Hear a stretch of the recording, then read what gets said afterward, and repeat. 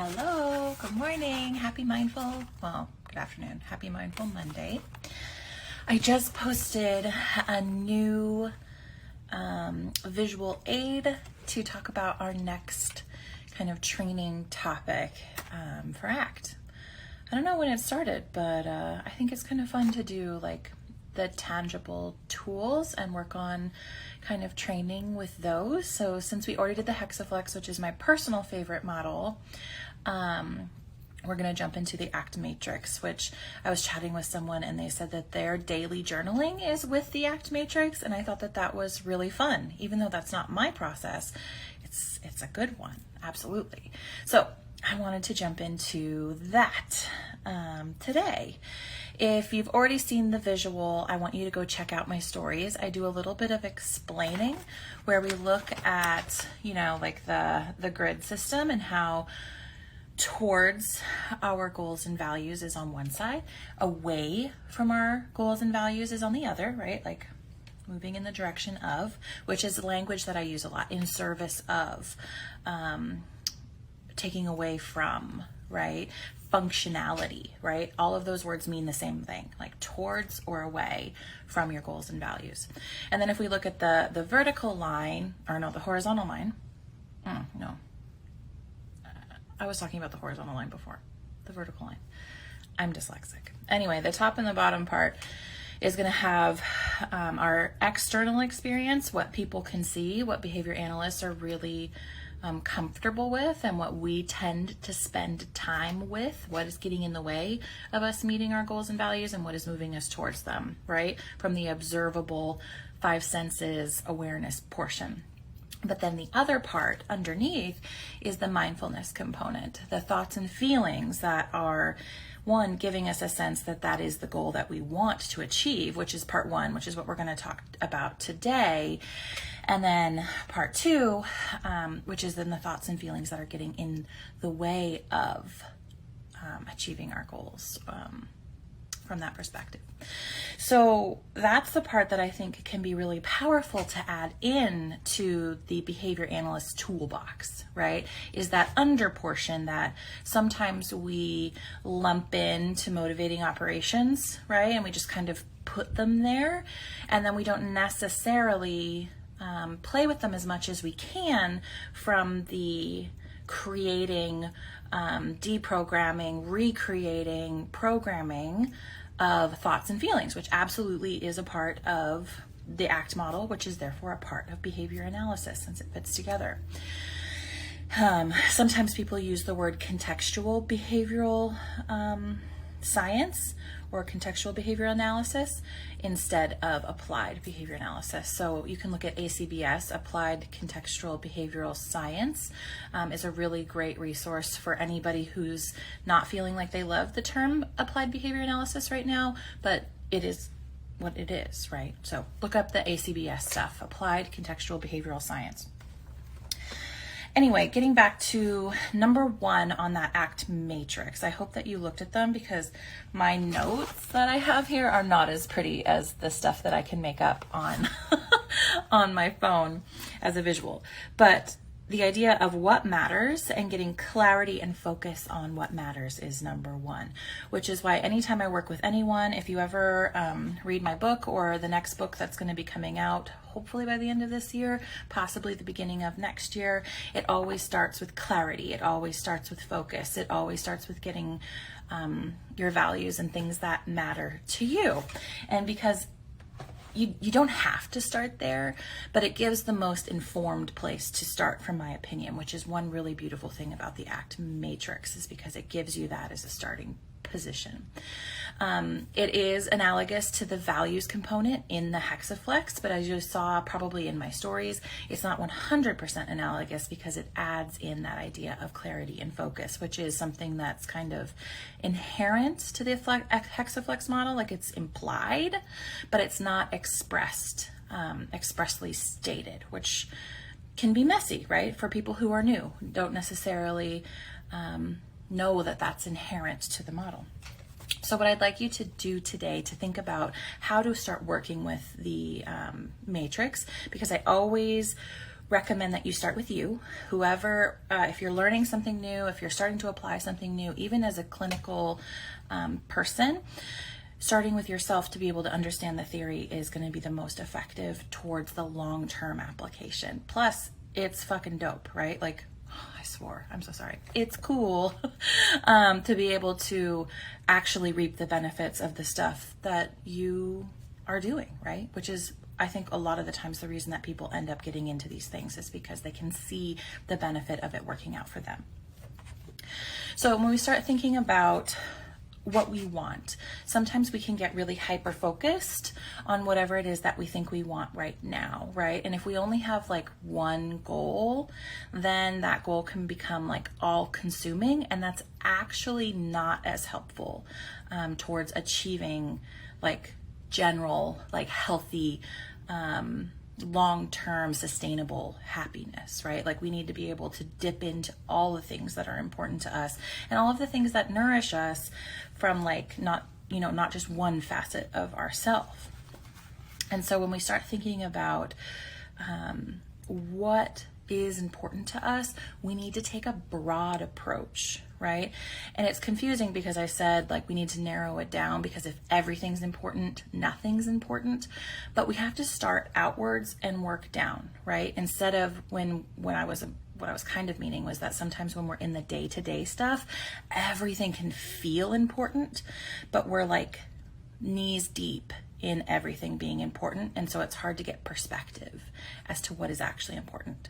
So to be able to figure out what's actually important, we need to broaden out and we need to take a really wide swath or a really big picture. So what I'd like you to do, if you have the opportunity now, is if you have a piece of paper, go ahead and grab this. If you're watching it live and you don't have paper, I'm sorry, maybe come back to it. I will definitely post it. If you're watching this on the replay, maybe pause and grab something to write with and then come back, because I'm going to give you 12 areas of life. It's actually in my book because it's fun to say sometimes, but the 12 areas of life, and it's a tool that's floating around my page all over the place, but I'm going to list them out to you and then I'm going to tell you what to do. Okay.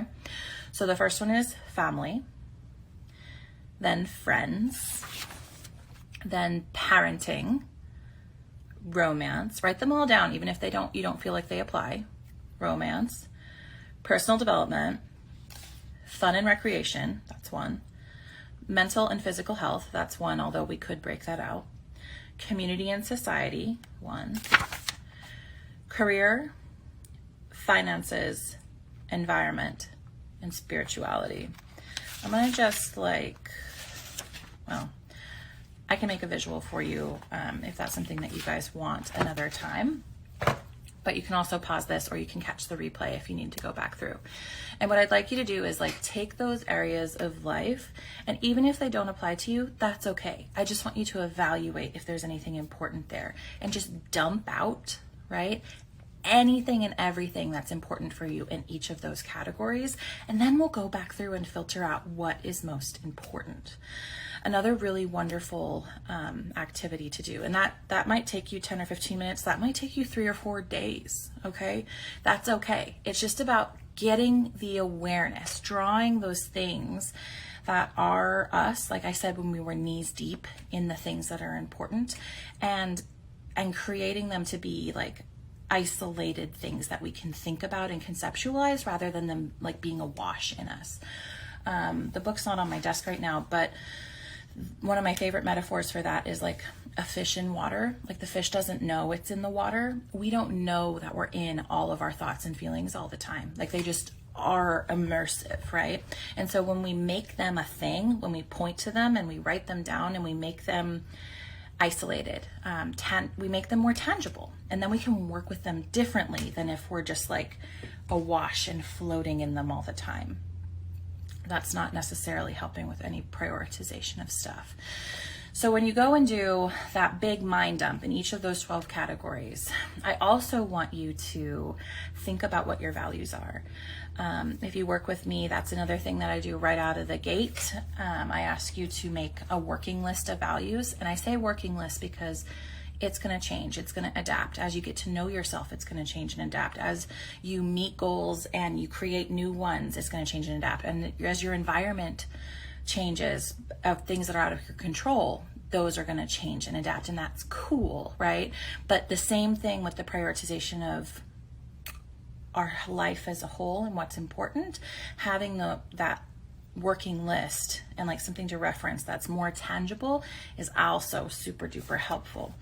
Again, I've got a big list. It's in my book. I'm sure I've got it somewhere on my page somewhere or in my links, but having your working list the way that I do it is just like going through just a really big list of them. My list has like just under 200, and writing down, like narrowing it down to what's important. I use another list because sometimes just thinking about it doesn't feel encompassing enough. I can also make a visual if you guys want me to. So both of those visuals, if that's something that you really want, I can make those for you. Give me a thumbs up, give me a comment below, tell me that's what you want. I make them for you. I do that.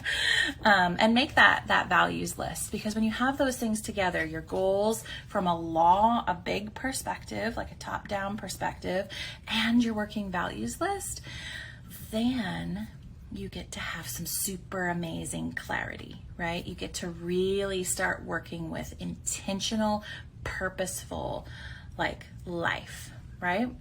Super cool. That's the first part. That's number one. If you guys are just joining, I'm sorry, you kind of caught me on the tail end here.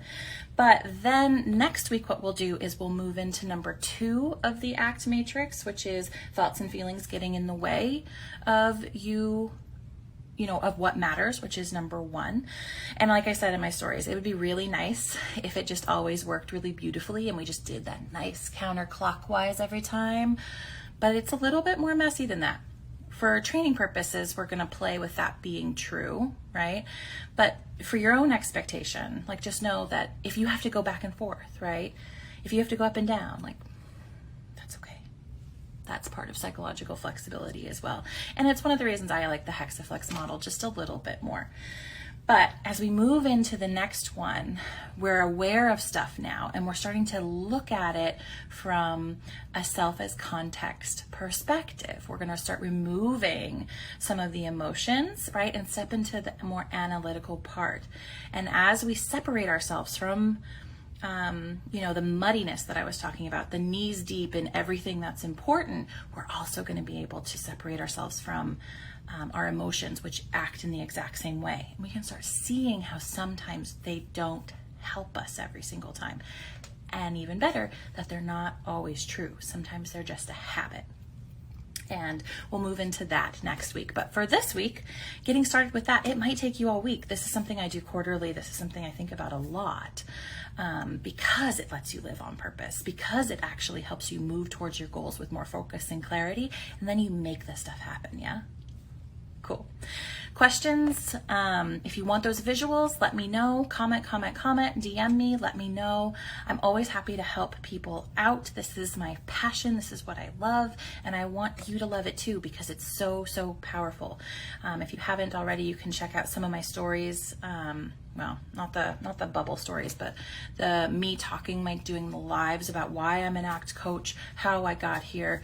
It's all because of this stuff, man. Like, you can really change your life with this. So start with number 1, and I look forward to chatting with you next week and sharing some more about this wonderful tool. Bye.